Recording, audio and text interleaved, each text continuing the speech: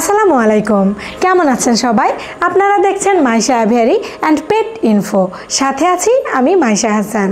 প্রকৃতির মাঝে কিছু পাখি এমন আছে যাদের সৌন্দর্য দেখে মনে হয় যেন তারা স্বর্গ থেকে এসেছে।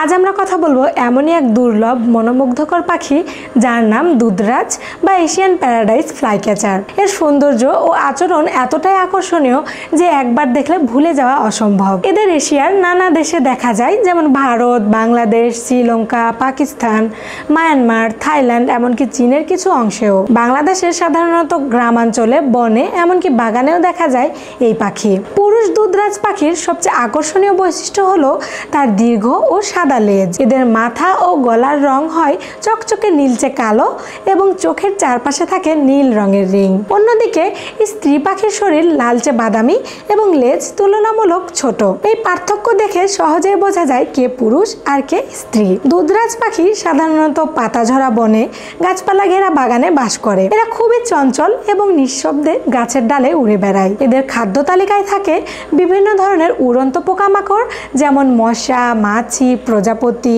এদেরকে মাঝে মধ্যে পানির কাছেও দেখা যায় যেখানে পোকামাকড় বেশি থাকে। দুধরাজ পাখি সাধারণত গাছের কাটার মধ্যে বা পাতার ঘন জায়গায় বাসা তৈরি করে।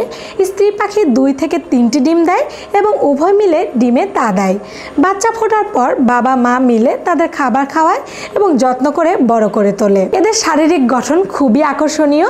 দুধরাজ পাখির লেজ 24 সেন্টিমিটার পর্যন্ত লম্বা হয়। এরা অনেক সময় অন্য পাখির ডাকও অনুকরণ করতে পারে। তাদের শিকার করার কৌশল অত্যন্ত দক্ষ। পোকা দেখেই হঠাৎ উড়ে গিয়ে ধরে ফেলে। এই পাখি বছরের নির্দিষ্ট মৌসুমে অভিবাসন করে, অর্থাৎ তারা অঞ্চল বদলায়।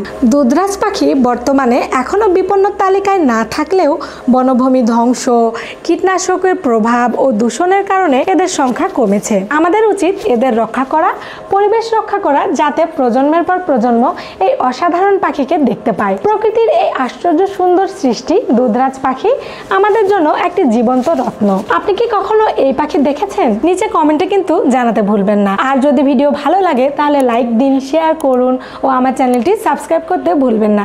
আল্লাহ হাফেজ।